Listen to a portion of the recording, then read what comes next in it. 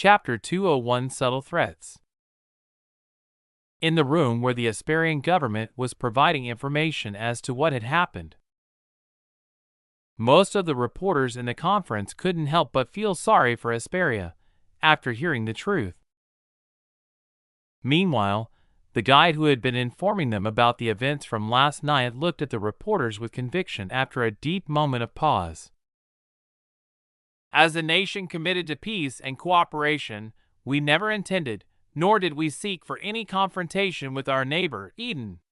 The events that unfolded were truly regrettable and tragic. We might never be able to forget what they had done to us. However, Asperia doesn't intend to use vengeance. Rather, we seek to resolve the conflicts through peaceful means, and we extend our hand in dialogue to Eden. We call for a cessation of hostilities and hope that together we can find a diplomatic solution to prevent further bloodshed and foster a peaceful coexistence for the citizens of our nations. However, let me be clear: in the face of this unprovoked aggression and the great loss of our brave soldiers, Asperia stands united and resolute. We will defend our sovereignty and protect our citizens from any threat with unwavering determination, no matter the cost. The sudden change in the tone and words caused almost everyone in the room to look at each other. Nonetheless, they still continued to hear him. In the upcoming weeks, we will work to get our captured soldiers back and seek the absolute necessary compensation to our martyred soldiers. We hope Eden cooperates with us in this regard and avoids any further escalation of the situation, as that might lead to a bite back. The man then put a blank look on his face as he said, "Rest assured, this decision to negotiate is not due to the lack of our capability for retaliation. Rather, it is an act of mercy to prevent any further loss of life, should we choose to retaliate in a similar way. Should our negotiations with them fail, we have the responsibility to remind them. Asperia's military might remain unmatched. Our soldiers are courageous and skilled, and we also have the unwavering support of our citizens. With that said, we shall retain the right to declare war on them in case the negotiation with them ends unfavorably. We shall not be deterred, and we shall not falter. Together, we will overcome this adversity and emerge victorious in revenging our fallen, no matter the price. God bless Asperia." With those words, he concluded the press conference without taking any questions from the reporters, despite having their hands raised the moment he finished, trying to point out the inconsistency in some of the things he had said. "They really went with that approach of trying to make us look like the instigators. How is the reaction online?" Aaron asked, maintaining a smile on his face, not showing any negative reaction to what was said at Asperia's press conference. The Morgans have gotten into high gear as they are trying to shape the world's perception of the event. They are using their massive media control to portray us as the aggressors. They are trying to shape public opinion and make it seem as if we were the ones who started this, as they saw no chance of winning if we were to be fighting fairly, thus chose this surprise, coordinated attack as a means to attack to strong-arm themselves into ending the stand-up we had on our border, Nova reported back, answering Aaron's question. "Should I start countering their attempts at shaping public opinion?" she asked about his preferred choice of action. "No, just make sure such rhetoric doesn't appear inside Eden," Aaron answered. "I think you should take a look at. By the way, how long is their preparation going to take before they are able to declare war on us?" he asked, as he was sure that they didn't have any plans of not declaring war on us and merely used it up as an excuse to buy themselves some time before they could return back more prepared. "The minimum is a month, but it won't exceed 2 months. They will likely be preparing themselves on ways to counter measures on what they perceived as our ability to jam their outdated communication tech. So, most of their upgrades will be in that direction. Also, since they are sure that they can damage our communication infrastructure by cyber attacks. We can expect more of them to happen in the next fight, Nova reported back. Should I allow them to do the damage, or is the current damage enough? She asked, wanting to know his approach on the cyber battlefield. Nah, they did enough damage the first time to give us justification to overhaul all of the government's communication networks, Aaron answered, showing that this was going to be the first and the last time he allowed a cyber attack to be targeted at important things in the country. Also, did the materials Felix bought arrive yet? He asked, remembering the reason this war had to be taken care of by only a few members of ESF and some helicopters. Yes, they have arrived at the port and 46% of it has already been delivered. As for the rest, they will continue to arrive by Saturday evening, Nova reported back. Good, we need to make it extremely clear that we are not to be messed with, Aaron said in a serious tone before he was interrupted by his phone's ring. When he took a look at the caller, he saw that it was Alexander, the president of Eden. Hello, Mr. President, Aaron said, playfully adding the title jokingly. Hello, I called to ask if you have seen the press conference which Asperia just did. Alexander asked respectfully, just like always, maintaining his respect for Aaron. Yes, I watched it while it occurred and I must say, they are making quite bold claims, Aaron answered. Are we capable of handling their war declaration, or are you planning to return their captured soldiers and compensate for their loss? Alexander asked in a tone which showed that he didn't hope this to happen since that would destroy the country's morale. You don't have to worry about that. We know for sure that no matter what we do, they don't plan for anything to end peacefully either way. They plan to declare war on us, and we are completely capable of winning it. We have about 40,000 soldiers ending their training by the end of this week. That would make it impossible for Asperia to come victorious in any fight we have with them, Aaron answered, reassuring his friend. Really?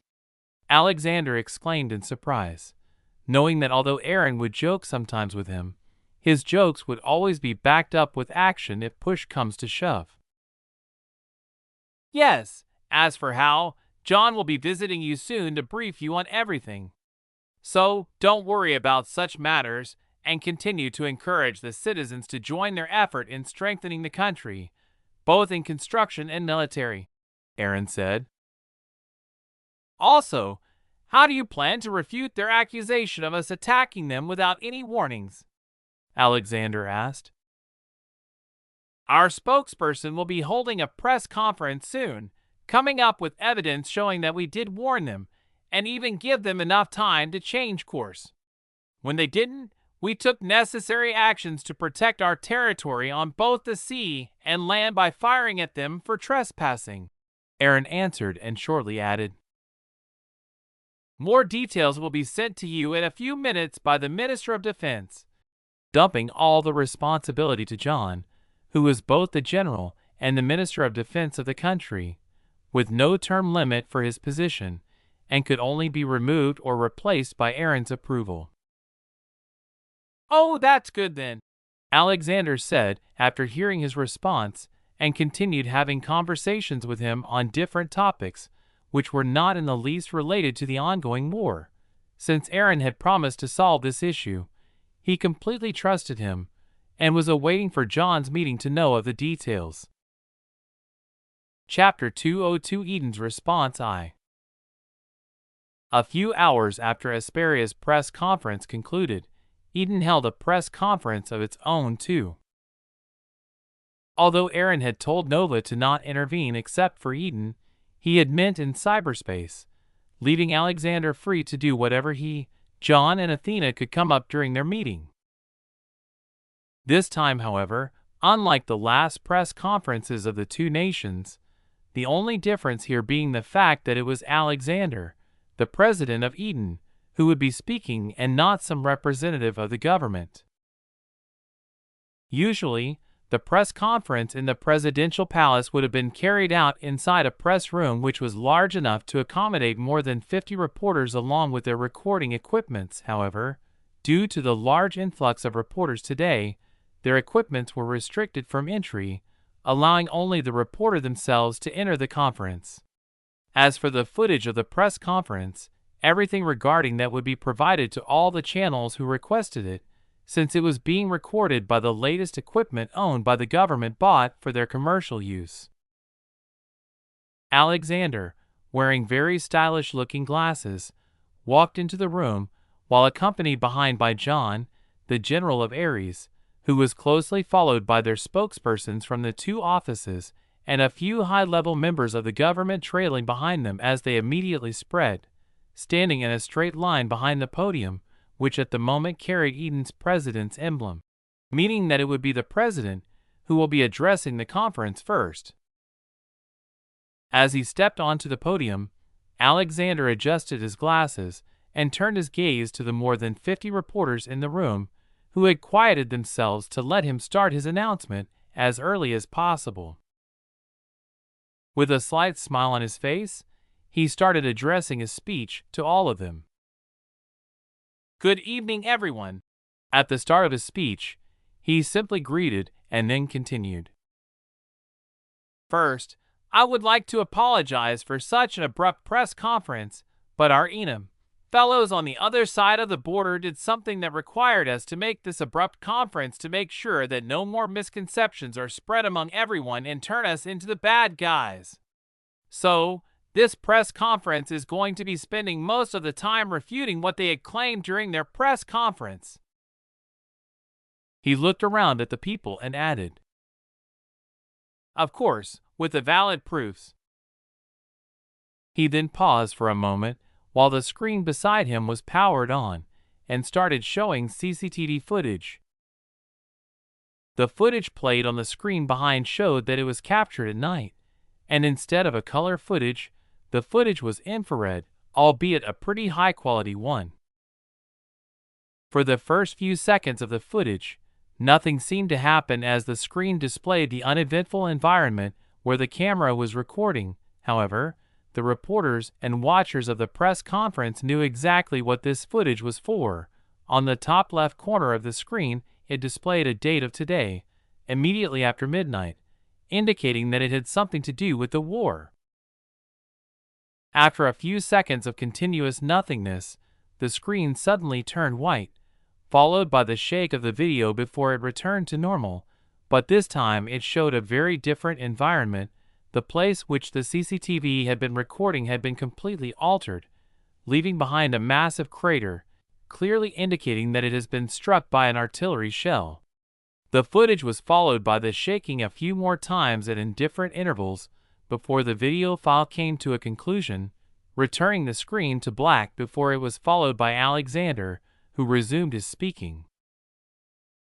"What you saw was the footage captured from one of our frontline bases located on the border that was the first to be hit by the artillery shells just a few minutes after midnight, and that is not all. This is just the evidence of the attack they started on the land border. As for what took place on the water, you can listen to that yourselves." After he said that, what immediately followed was the appearance of sound waves which started displaying on the screen, indicating that it was going to be an audio evidence instead of a video one. "Attention all Hesperia Navy vessels. This is a warning announcement from Eden's Navy. We have detected your entry into Eden's territorial waters, and we demand an immediate explanation for your presence in our sovereign waters.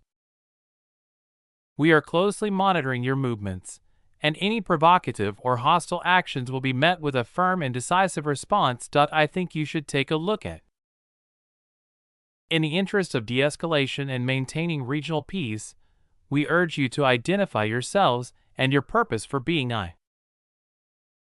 The audio started with the full warning that Athena had issued to Hesperia's fleet, which had trespassed into their waters. "This is Hesperia's fleet commander. We are here under the order of the commander-in-chief, the president of Hesperia, in retaliation to you firing It was followed by the response of the Hesperia's fleet commander, which revealed how disrespectful they were despite being the one trespassing in the waters of another country. If you don't turn around within 30 seconds, you will regret having said those words. Following the response, which people knew very well the results of, the reporters at the moment had goosebumps knowing how Eden had warned the other side only once, and when the other side disrespected them, they even gave them 30 seconds to change course or promise to send them an ordnance, which might have to be the last thing they heard while still being in one piece. Big words used by weak people, but this will also be our last warning. As soon as the Hesperian fleet's response was followed by what they considered as their own version of threat. When the 30 seconds are over, fire at them. This made people think this was weirdly similar to a children's fight, which continuously escalated as the other side doubled down on their threats. But all of their thoughts came to an end when the screen that had been showing the audio wave footage turned on and displayed a moving camera in night mode while the Hesperian fleet was closing near the Eden's border and their navy flag getting closer and closer. The reporters immediately realized that this was the fucking missile, a response of Eden's after the given 30 seconds were over. Chapter 203 Eden's Response 2. Right now, there was a complete silence in the press conference that was held by Eden as the reporters stared at the huge screen before them with some fear and shock. Many of them also seemed to have been deeply taken aback as their faces looked pale. In a matter of a few seconds, the fleet went from being seen from afar to the footage suddenly cutting out. The screen now started displaying a new angle of the war theater as it was captured on a helicopter camera, recording what happened. The massive waterspout mushroom, which was displayed, was accompanied by the high-speed shockwave that disrupted the water as it continued to spread. The camera that was recording the situation started shaking before stabilizing itself for a short moment, silencing the entire room despite having seen the same images that were released by the American government, and they could imagine the size of that devastating explosion and whatnot. However, this time, they were seeing it happen frame by frame, observing a few ships that were raised 50 meters high before breaking in two as they fell down, disappearing deep into the water that slapped the other surviving ships, turning them upside down, and all the horror one could imagine about the ocean fury happened all at once. When they thought that there were people who were alive inside those ships, they felt goosebumps all over their bodies, both the reporters and the people who were watching the video on the other side of the screen.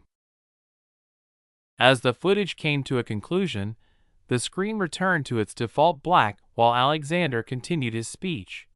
Among many evidences that we could bring to refute Hesperia's claims, there was also something that every citizen of our country suffered. Hesperia started by cyber attacks 4 days before they even made their moves past the border.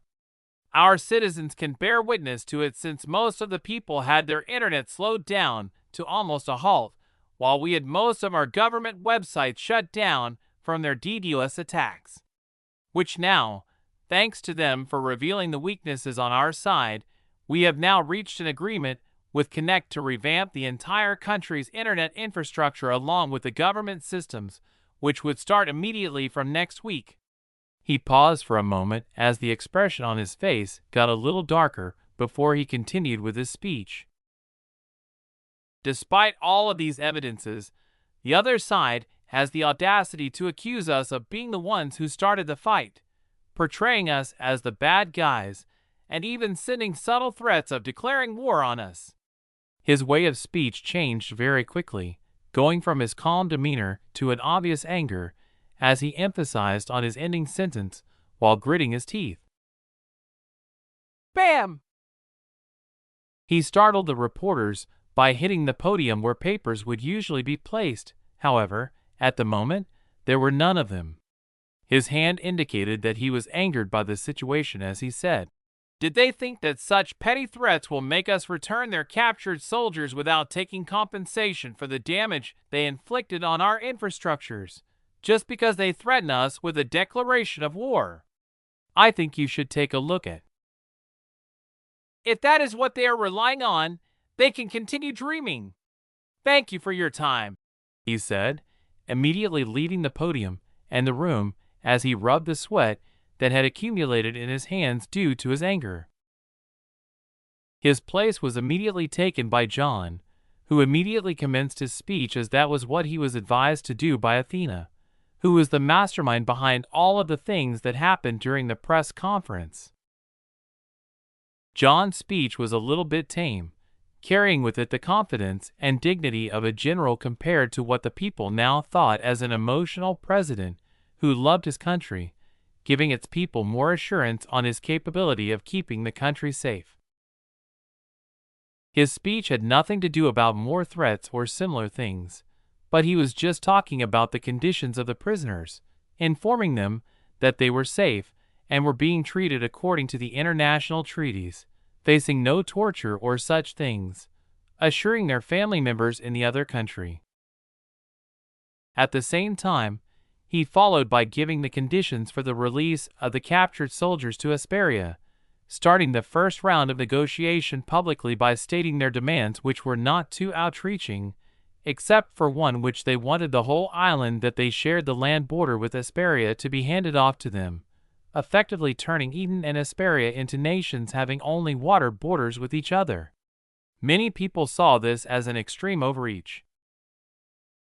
Some people believe that these were just the initial conditions. Eden was open to negotiations. However, John's last statement threw all of such notions out of the window, as he firmly stated, "All the conditions stated above are non-negotiable and must be accepted by Hesperia before we move forward with the prisoners of war returning to their families.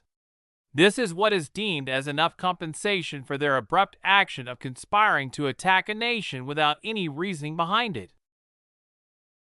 Following by saying a few more words, John also left the press conference, leaving the task of concluding the press conference into the hands of the spokespersons, who had observed, as the two people before them broke every public speech rule for government officials in existence as if they were mere suggestions. This now left them with the task of not antagonizing Hesperia and the rest of the world any more than what they already had.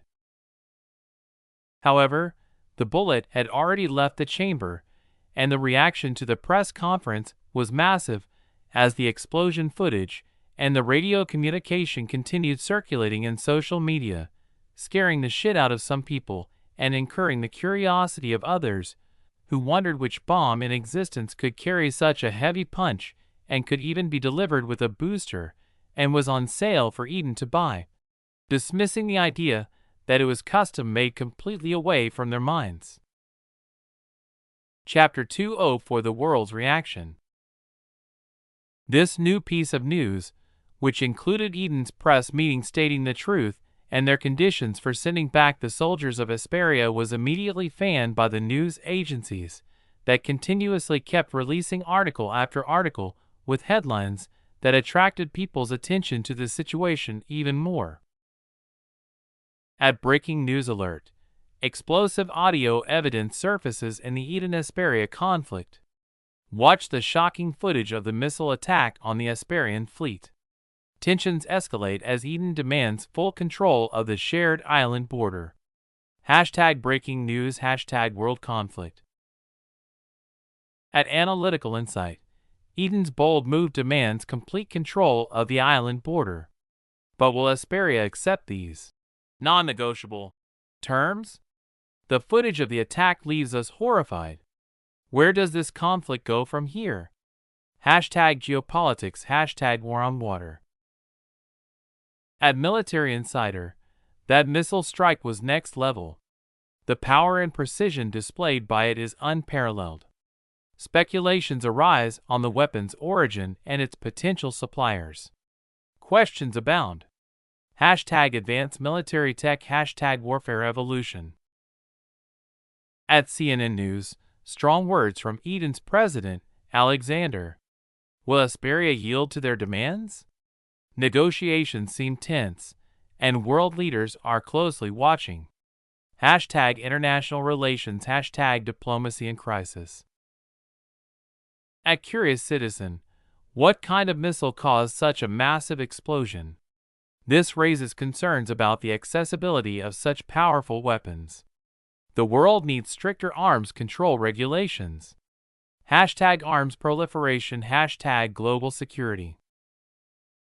Thanks to this, every reader of this topic found themselves thinking that they were experts in the citation and started laying out their ideas and assuming as to how this situation would be going to follow from now on.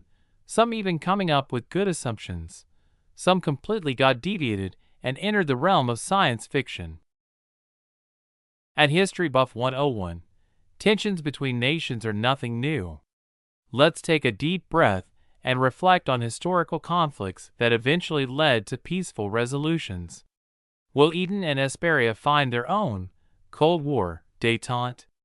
Hashtag lessons from history, hashtag hope for peace. At Crazy Conspiracies, what if this whole thing is just a distraction from an even bigger conspiracy? Alien invasion, anyone? Share your wildest theories, and let's keep an open mind. Hashtag beyond the surface, hashtag truth unveiled. And among many of the discussions, one of them attracted a little bit more attention, as it seemed that Twitter was very good at sowing conflicts between people with different ideas about the situation, leading to heated arguments about the situation. At War or Peace Expert, the Eden-Asperia conflict got me thinking. Diplomacy will win the day. Both sides need to sit down, talk it out, and find common ground. No need for war when dialogue can lead to peace. Hashtag diplomacy first, hashtag war or peace. At Mighty Warrior, you're kidding, right? War is inevitable. Eden already showed their strength in this small-scale fight. Asperia is clearly no match for them. Victory is on the horizon. Hashtag unstoppable Eden, hashtag war incoming. At War or Peace Expert, oh please. A small skirmish doesn't decide the outcome. Asperia may regroup and retaliate. It's crucial to prevent further violence and aim for a peaceful coexistence. Hashtag opt for peace, hashtag war not the answer. At Mighty Warrior, wishful thinking. Eden had indeed gotten the upper hand, and they wouldn't back down. Asperia will crumble under the pressure. Mark my words. I choose strength and power. Eden has got the edge, and that's the reality. Asperia better watch out. Hashtag Eden supremacy, hashtag warriors rise. I think you should take a look at. At War or Peace Expert, war is not a game. Innocent lives are at stake here. Let's put our efforts into de-escalation and finding common ground for peace. Hashtag protect lives, hashtag war not the answer.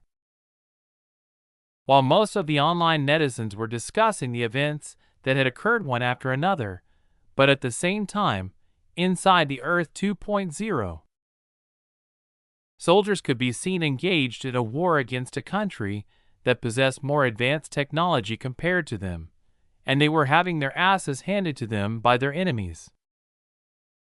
They had been here for more than 75 days, and during this period, other than training, they had faced nothing but war, briefing about their mistakes before they were returned back to war, again and again, to get their asses handed once more before they were shown their mistakes once again in a continuous loop, with their enemies also continuously getting stronger just like them. However, thanks to their mistakes being shown and being returned immediately with that fresh knowledge to the fight, the lessons were etched deep into their brains, never to be forgotten again. They were receiving first-hand experience in all situations, like how to fight as a small group, as a medium-sized group, to fight as a massive group against a small group of enemies, to medium, to a massive group of enemies, getting experience in every aspect of war. On the first day they entered the simulation, they were asked to choose which branch they wanted to be specialized in and be a part of. After the selection, they were assimilated with the knowledge of that specific field, making them a super expert in that particular field while also receiving combat training with it. No matter what field they choose, even if they had opted to be a military spokesperson. Following that, they were sent to a massive military school where they practiced the knowledge they were assimilated with to ensure nothing had gone wrong during the process. Soon after, they were immediately attacked by an enemy nation in a surprising assault, serving as the start of their test, being graded based on every action they took from that point until the last day of graduation. The final results would decide what position one would be assigned on the graduation day, meaning that one who was just a new soldier after entering the simulation could excel if they did very well and received high marks from Athena, starting their military career by becoming a commander right away. With the soldiers now informed about the benefits of earning higher points, they started working harder than when Athena had forced them. Forcing someone to do something without an endgame was difficult, but when they learned that there are benefits in having higher points than others, this boosted their motivation to strive harder than their friends, and through that camaraderie, a healthy competition started between the soldiers as they strived to gain higher marks so that they could start their lives with a high level in the military, knowing that they couldn't resign with the substantial amount of investments that was being spent on them. A massive military with all of its soldiers having their bodies genetically enhanced and having received first-hand experience was thus born. The existence of this army remained as a well-kept secret, with only a few handful of people being aware of it. This was an army that was capable of terrorizing the planet or beyond, and was now taking its first step towards its formidable future. Chapter 205 Lost in Translation. The Start of Misunderstandings. Eden's press conference did nothing other than completely disrupt many of the Morgans' plans, forcing them to spend several hours which were spent on meetings, trying to come up with new strategies to make sure they were able to achieve the desired outcome. They didn't have an option of backing down, since that would mean two things that they couldn't swallow no matter what. First, their pride would be hurt greatly if they were to lose to a country which they considered primitive, especially after having several government institutions acting as their helpers. Second, the amount of investments they had made in Eden, even putting their other developing projects on hold so that they could direct the use of their technology department to hack the shit out of Eden's government infrastructure to divert their attention, giving Asperia the opportunity to kick their asses. Unfortunately, their efforts backfired, making them suffer as significant a defeat as if the other side had already expected of their plan, leading them to look for a suspect within their own ranks. Another reason they couldn't back out no matter what was. So you were saying that it might be the Rothschilds who tipped them from behind and gave the bomb after buying it by using their contacts? George grumbled after hearing the report from the representative. Right now, there were just 3 people inside his father's workroom: George himself, his father, and the representative who had been in Asperia a day ago. Yes, we also suspect that their cooperation goes even further than simply that. Rena, the heir candidate, after her visit to Israel had personally visited Eden secretly, answered the representative, who had returned to America to report on what was happening firsthand, not trusting any communication infrastructure of Asperia. After a brief pause, he continued with his briefing. It is speculated that she had been carrying a cargo containing something radioactive, based on its shielding, which was not present with her during her return to America. By the way, how did you know about her visit, when we failed to track her during her visit? Asked George, curious about the validity of the intel. I accidentally stumbled upon her image among the intel files which were provided to me by Asperia. They were collected by one of Asperia's spies in Eden. At that moment, this one had been observing the people going in and out of the presidential palace, and when his attention was attracted to a convoy that was entering the presidential palace without being searched at the door, the spy tagged it, informing his fellow spies in the country to keep an eye on it. With some trouble, they were able to manage to capture one of her pictures while she had got off to board a boat that was heading to the island. The representative took a pause, trying to see if the two in front of him had any thoughts. After hearing no reply, he continued while asking, "What can they even do with radioactive materials in that underdeveloped?" However, George stopped him mid-sentence as he remembered something about Eden that had created quite the buzz a few months ago.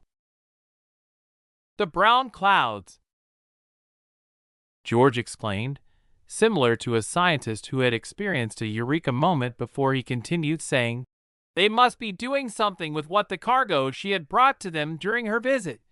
He muttered as his mind simply connected the dots after receiving the new information. "Yes, this is also what we suspected to be as well, since Asperia's spies in Eden have failed to gain access to that island too. Everyone getting closer to it, even the port that has boats heading to the island, will need heavy credentials. There is also a report that last week, more than 40,000 soldiers were sent there to what we suspect being the expedite of the construction of whatever they are building there," answered the representative. "What sort of construction would need so many people, and most importantly, with all of them being soldiers to expedite it? In order to keep the project a secret? Are they doing something like the Manhattan Project?" asked George, being the one who asked the question while his father remained quiet, listening to the answers as the representative provided them. "I think you should take a look at. You are not too far from our speculations. We suspect it to be an enrichment facility, but everything about that island is nothing but pure speculation. We don't have any, or even a few concrete rumors about what might really be going on at that piece of land, much less any information to base our assumptions on what they might be doing there. But it should be important enough for them to warrant for sending their heir candidate there secretly, with minimum security to avoid attracting any attention," answered the representative while explaining. "Look like the Rothschilds are already busy doing some preparations for round 2, and it has to do something or the other with that island." Aubrey chimed in, voicing his opinion for the first time throughout this entire meeting, before he shortly ordered, "Tell Kasim to contact the Secretary of Defense and have him provide us the intel of what the fuck is happening under those clouds by the end of this week." His words clearly indicated that he had come to a decision based on the back and forth of words that had taken place between his favorite son and the representative. "Sir, Kasim is still receiving his punishment for delaying our attack on the Rothschilds. Does this mean that he has been forgiven and can return to duty?" inquired the representative in a tone that had a hint of jealousy within, subtle enough for George to not pick it up, but obvious enough for Aubrey to understand what the man was implying. "No, this will act as Kasim's last chance to redeem himself. If not, he will really hope that he had never known us before," answered Aubrey, acting as if he didn't see the man's intention, since he didn't care at all about the rivalry amongst the servants as long as they accomplished the tasks given handed over to them. And if this increase in competition among them ended up hurting their capabilities of accomplishing the tasks given to them, he would just get rid of them, and their replacements will be more than willing to do it in their stead. "I will inform him, sir," the representative answered, portraying a respectful posture while waiting to see if there were any other instructions from him. Aubrey, on the other hand, ignored him and turned to his son before asking, "Do you think that the Asperians can win in a rematch against Eden's army if we were to provide a similar support compared to the last time?" George confidently replied, "They would have no chance at all if the Rothschilds are really using that country as a ground base for whatever attack they are planning. Then they must have done a massive amount of investment in the country's security, which is rather surprising since we didn't have any indication of anything as such happening at all, meaning that they are taking whatever is happening there very seriously." Good. So what do you think we should do? Give up on them, or should we support them even more? Aubrey asked, like always, testing his son even more after being satisfied by his response. I think it is time we send our fighting forces to stretch their muscles, since Afghanistan is not making them stretch themselves very well due to the U.S. Army dealing with the insurgent groups by bombing the shit out of them, Aubrey suggested, immediately eliciting a smile from Aubrey, who was feeling happy, thanks to his favorite son, who continuously provided the answers he was expecting from a son who he thought was a perfect candidate for the role of inheriting his position after him. With the words now out of his son's mouth, these words soon reached the representative's ear, who at once knew what George clearly meant. There, private military contractors, mercenary, PMCs would be making their moves very soon as they start heading to Asperia. Among them were many prominent PMCs, such as Academy, formerly known as Blackwater, a private military company that provides security, training, and logistics services for the family. DynCorp International, a company which offers services, including aviation support, intelligence, security, and logistics for the family. G4S, although based in the United Kingdom, provides security and risk management services worldwide for the family. And many more that were about to head to and be stationed in Asperia, acting as their counterpart against the Rothschilds, or so they thought. Chapter 206. A friend of my enemy is my enemy. While the Morgans were preparing for an imaginary third round of their battle in the 21st century with Eden, due to their single misunderstanding of collaborating Rena's visit to Eden, and had used her family's influence to help the country by making America turn the aircraft carrier that would have otherwise caused quite a few troubles for them. At the same time, the FBI finally deemed themselves to be prepared enough for making their move. They used the ongoing war between Eden and Asperia to be the reason for Aaron to try to escape and return to America for his safety, so they had to make an urgent move before that happens, as Aaron could be a powerful obstacle if they delayed it for too long. A convoy of 5 cars, 3 of them being from the police, and 2 having the logo of an energy utility service provider, parked in front of Aaron's house.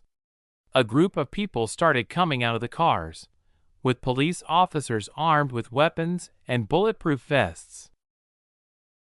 As for the company workers, they walked at the center of the parallel, making their way towards the house, which could now be seen to be bustling with movements as all the guards guarding the house started positioning their hands on their waists, indicating that if those in police uniforms tried to do anything funny, this place would turn into a war scene. "What brings you here?" Donald asked as he walked out of the small fence around the house, already wearing a bulletproof vest and other radio equipment.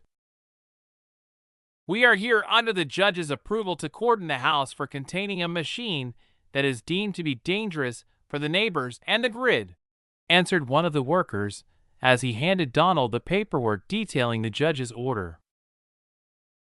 Donald received the piece of document and started reading it. At the same time, he had already informed Aaron and his lawyers. However, even before the lawyers could respond, Aaron had responded and ordered for Donald to not cause problems for them and allow them to enter the house. But before that, they should evacuate his family first.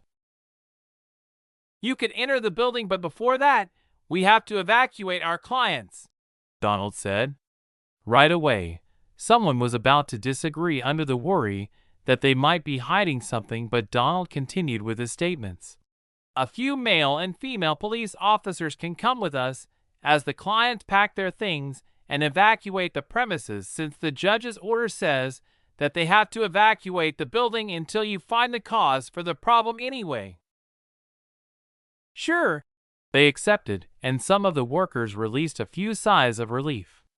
They had anticipated that the situation would go in a completely different direction, hence the massive armed police presence they had brought with them, but it seems that the owner of the house cared more about his family than whatever dangerous thing might be inside, or the dangerous thing inside had already been moved. Meanwhile, the residents living in the neighboring houses all seemed to have been attracted by the commotion as they immediately left their houses and gathered at the place where this drama was taking place, surrounding at a small distance away from it, as they watched everything taking place in silence, or sometimes discussing between each other about the situation while pointing at the police, who were on the door. After a few minutes of supervised packing, the family left the building with a few guards, who were heading directly to Henry's school to pick him up, as per Aaron's orders. At the same time, the house also had its perimeter wrapped around with yellow tape as the police started guarding the building together with the guards, who were ordered to keep an eye on the ongoing situation until the lawyers arrived to assess if any law had been broken during the process and decide their approach to revoking the occupation of the property of their client. The onlookers in the surrounding area started dispersing, but there remained a few groups of neighbors who continued talking about the ongoing situation, but not for a long time before they too left to tend to their own work, which they had momentarily put on hold to witness the police raid. I think you should take a look at. I really expected them to give us more trouble than simply packing and complying with the warrant. Peter Strauss reported to Lisa Page about the success of their plan using his phone. I don't think it's going to be that easy from now on. The army of lawyers will soon be arriving to scrutinize whatever you are doing at the moment before they start the process of revoking access to the building by appealing the warrant, Lisa cautioned, trying to remind the team leader that everything was not over until they had secured what they had come for. I know. My team is now collecting the data from his private server and in the process of dismantling the electrical connections before we start the process of moving the machine back to the HQ, said Peter, showing that he wasn't letting the plan's success get to his head. He turned and smiled, looking at the guard whose job was to make sure that they weren't doing anything shady, but at the moment, the guard was doing nothing of that sort even after seeing that they were collecting data to the network-attached storage, NS, they had brought with them. Having access to information is really convenient, he said to Lisa, who on the other side of the phone understood what he meant by that statement. The team had thoroughly investigated all of the people who were working at the house, providing security and maintenance of the surrounding. However, they found out that the people Aaron hired were only for the security and nothing else. The chores inside the house weren't done by anyone else, as the people living there handled it themselves, as they felt more comfortable that way. Leveraging their access to abundant information they had collected about the guards working at the house, and identifying their soft spots and weaknesses just in case, they were ordered to oversee all of their steps. Unfortunately, they did exactly that, but now thanks to them being prepared for it, the team threatened the guard using his family and a few more of his secrets, ultimately convincing him to now be working for them in return for payment. This meant that they weren't the only ones getting something out of him, since he was also getting money, and was not working for them just because of threats, and with no compensation. Now, thanks to that guard's assistance, they had managed to gain uninterrupted access to the security service's logged information, which detailed every journey the family had taken in the previous months, as well as the details of who visited the compound and much more. With this information, the team could piece out the destinations the whole family had visited since day one of their jobs, allowing them to later be able to correlate events occurring at certain places with their logged information, which was always accurate, since the guards were always present with them during those visits. Their actions were all marching in the same directions the Morgans had been taking themselves to, successfully attracting Aaron's attention towards them. Something that many people in the future would be afraid of doing, thanks to these two being the pathfinders of demonstrations of what would happen to those who dared try to do anything like this. Chapter 207: The Graduation Ceremony. somewhere over the Pacific Ocean. Sunday. An RQ-4 Global Hawk reconnaissance drone could be seen cutting through the skies, flying at the maximum speed it can safely reach without causing any damage to itself, heading towards the direction where only two countries are situated, Eden and Esperia. It was on its fourth hour of flight for this mission, having taken off from a land base in America due to its inability to take off from an aircraft carrier.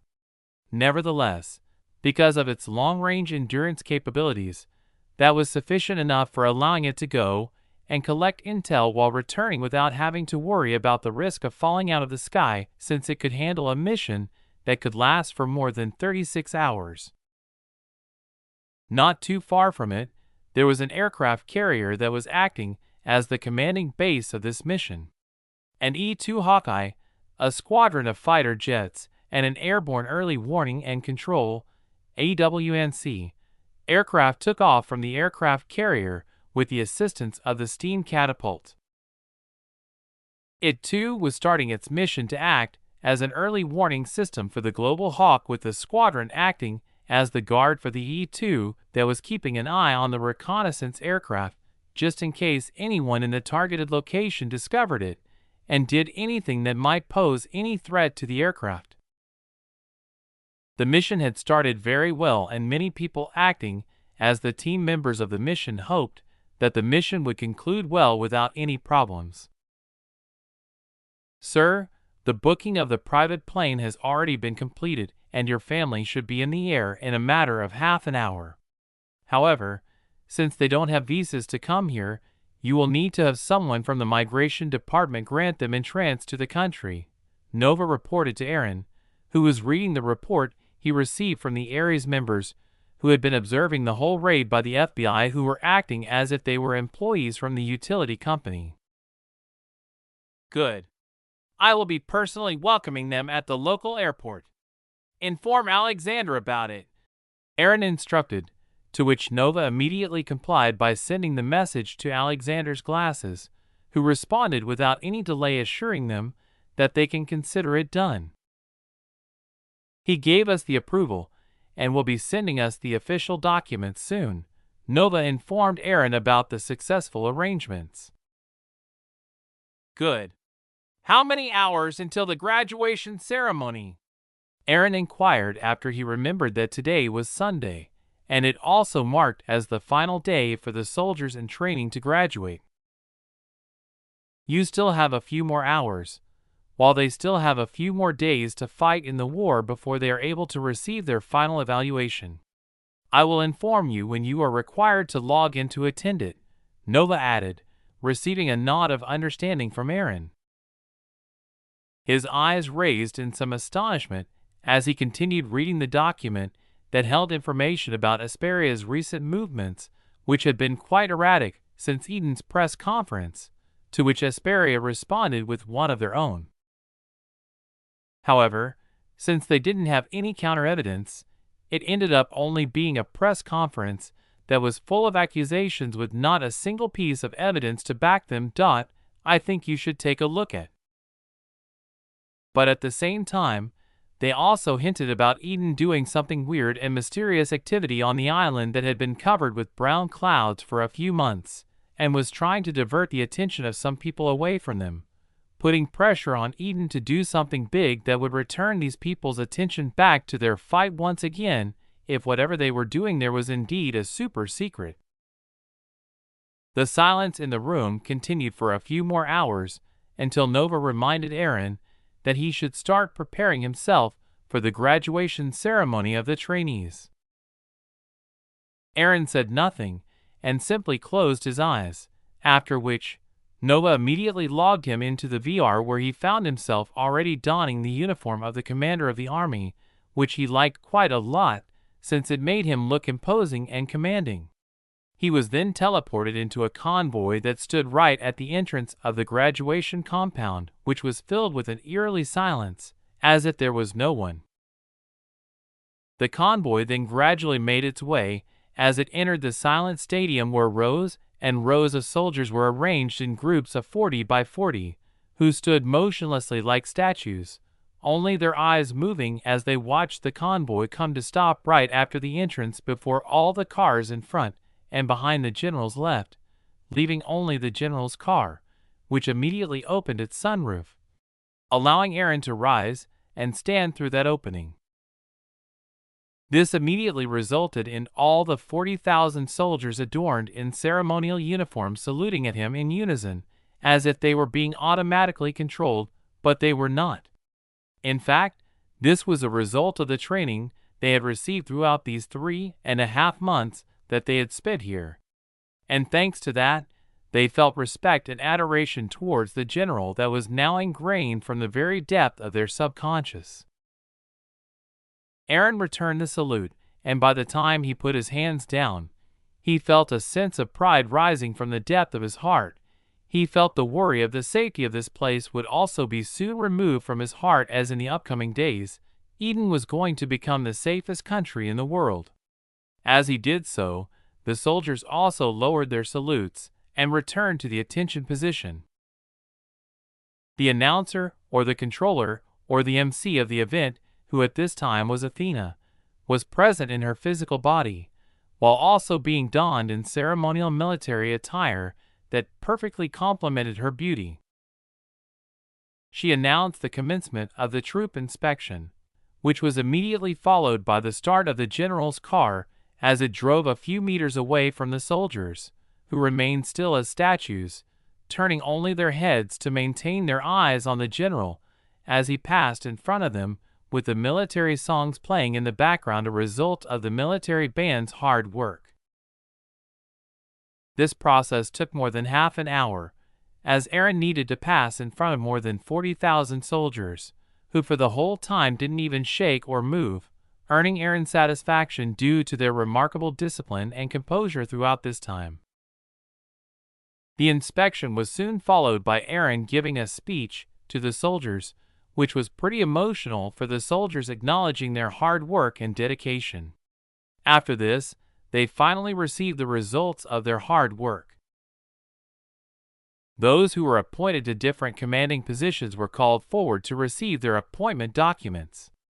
Along with that, all the soldiers were also shown a hologram that displayed their appointed position and the points they had gained throughout their training.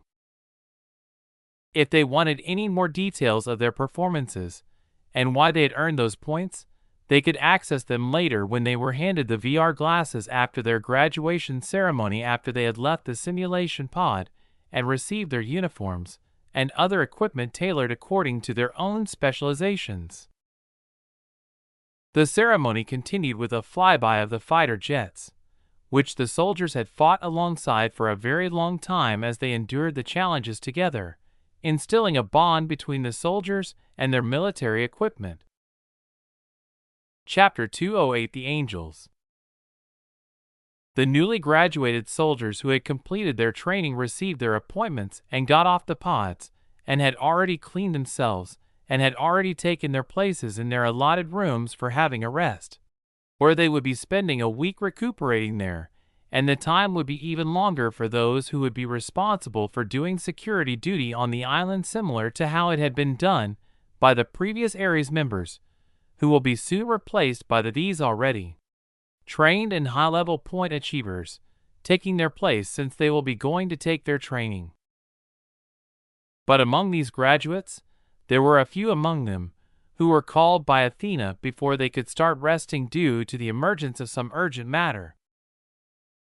A beastly roar could be heard as it echoed through one of the empty roads that were usually busy with trucks passing back and forth, carrying containers in tandem with the rail network. However, at this moment, this usually heavily busy road was completely empty. For Su-35s could be seen already powered on as the pilots were urgently making their way to them, donning specialized pilot gears, which didn't have any resemblance to any of the existing gears seen before. The maintenance teams were doing their final system checks on the planes, like removing the red hanging tags on the missiles that were attached to the hard points of the planes. The urgency of the situation could be seen due to their professional movements. These aircrafts looked brand new, as if they had come out of the factory just a few minutes ago, because in fact, it was true that they were indeed made just a few moments ago. While these planes outwardly resembled Su-35s, the only difference between these planes which resembled other Su-35 was that the structure and all their internal components of these planes were entirely different and were made by utilizing a special material that was the result of continuous breakthroughs in the lab's city. Though the data as to how these planes appeared could be found online, Nova had still opted to ask Athena to send one of the 2 flight-ready, 4th-gen flights that the previous military had to the island. There, the plane was immediately sent to the printer for it to be thoroughly scanned, to have all the dimensions measured accurately, and by using that acquired information, new aircrafts that looked like the Su-35 were built. However, these new aircrafts didn't have anything similar to them other than their outside appearance, with everything inside comprised of the latest tech, resulting in these fighter jets being able to go toe-to-toe with even the most advanced aircraft the current world could offer, while at the same time not attracting attention and suspicions as to how they were able to manage to research and build brand new fighter in a matter of few months. The pilots boarded the planes using the ladder integrated into them, and soon took their seats. This was followed by them putting on the seat belts before they started conducting their pre-flight checks of all the moving parts on the plane. The flight control surfaces responded crisply to their inputs, and the displays in the cockpit blinked to life, showing the vital flight data before it was immediately transferred to the headgear they were wearing, subtracting any need for them to have a look at the displays on the cockpit unless a malfunction on the headgear occurred. Ground, this is Angel 1-1. All systems are green. I'm ready to take off. James, the pilot of the first Su-35 looking aircraft, and also the team leader of the mission, reported. This is Angel 1-2. This is Angel 1-3. This is Angel 1-4. The other 3 pilots also shortly reported to confirm of having finished their system checks, with all the systems being green. When James heard the clearance from all 3 other pilots having reported their green systems and ready for takeoff, he smiled, feeling happy that their very first mission had started without facing any problems. Angel Squadron, this is Square Tower. You are cleared for takeoff. A response shortly came, allowing them to proceed with takeoff. With them receiving the clearance to take off, they wasted no time as James pushed the throttle on his left hand, increasing the amount of thrust coming from the engine, and slowly releasing the pressure from the brakes. The airplane started moving slowly, gradually gaining speed before he slowly started raising the front wheel, which was shortly followed by the rear wheel, leaving the ground, officially marking the take-off of the first Eden-made plane in real life. And this was not for a test but for an official mission. I think you should take a look at.